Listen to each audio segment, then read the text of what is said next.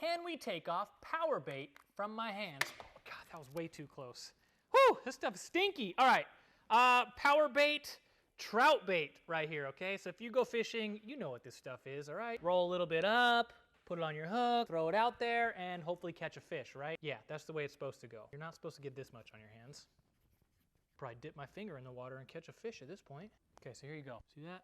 And yeah, it stinks.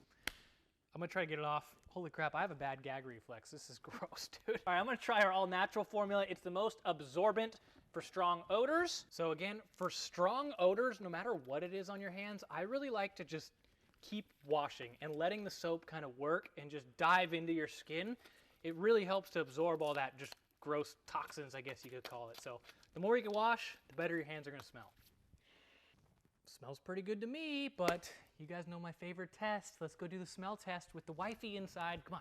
She has no idea what we're filming today, so. Oh, perfect, just what we wanted to see. Come on out. Kind of bubblegummy, I don't know why. I don't know. Bubblegummy? I don't know. They don't smell, yeah? Not like fish or power bait? It's a win, people.